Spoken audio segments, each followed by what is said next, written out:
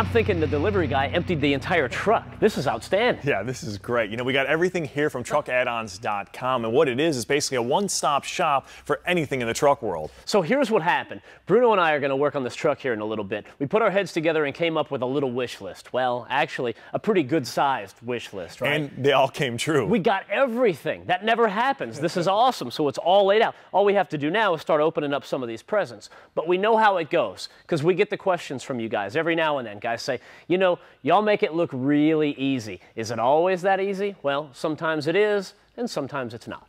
So what we're going to do is we're going to do a bunch of different tasks on this brand new F-150 truck, and we're going to rate them from beginner to advanced. And the way we're going to keep you guys in the loop is we're going to have a little wrench meter to tell you what's the hard ones and what are the easy ones to go along the way. Sure, the wrench meter is probably going to show up on the screen somewhere around here, right? So just keep an eye on that, and that'll tell you how easy or how hard something is. You ready to start opening up boxes? All right, let's get it.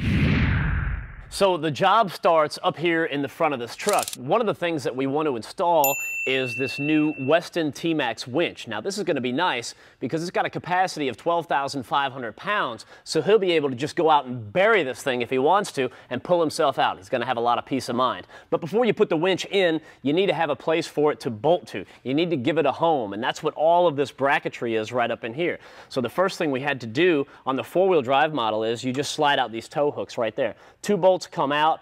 These get removed, and you're actually using the same bolt holes that these went into for these lower brackets right here. So you get those in place. There's a little bracket that comes through on the back side, and then this whole plate can slide right down on there. It's not overly difficult, but it is a little bit tedious when you're doing that. So that slides onto place, and we got our bull bar down here too. So I've got that hinged and ready because we want to get the winch in place first. So now, before you do this, there's a couple little things that are always a good idea that I like to do because you've got to slide these nuts in here.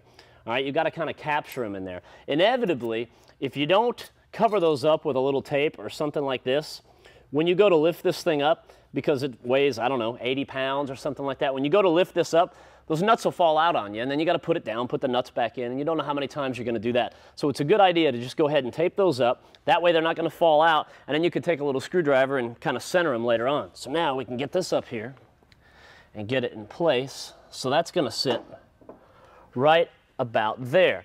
Another thing I like to do is keep this rubber band on here as well. That way we're going to use that so that we can fish this cable right through here. So that's just going to be a lot easier to do if we keep that rubber band on. So now, like I said, basically, it wasn't really all that hard, but it was mildly tedious. All I got to do is tighten this all up now, and we'll be ready to go on the front.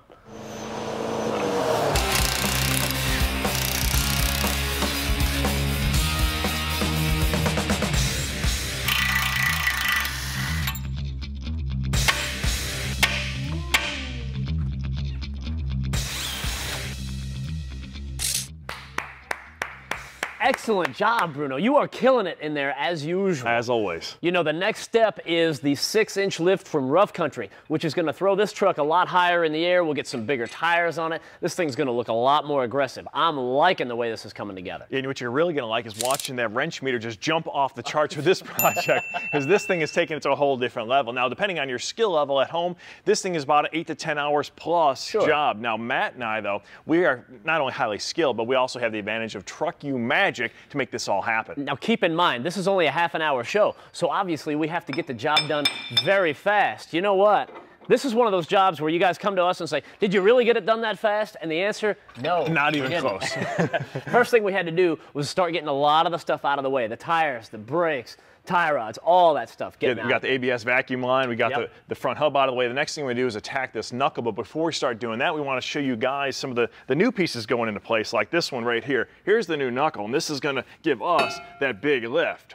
I like that. That's a lot taller, and that's going to throw that part down. Now take a look. The strut spacer is going to go in there and shove that down too, and then this cross member is going right up in the front. It's going to bolt in there. So all of this is getting pushed down towards the ground. That goes down, and the truck goes up. That is how it works, dude.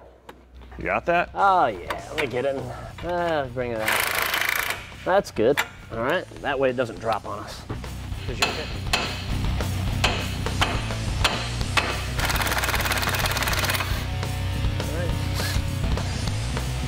All right. Cool.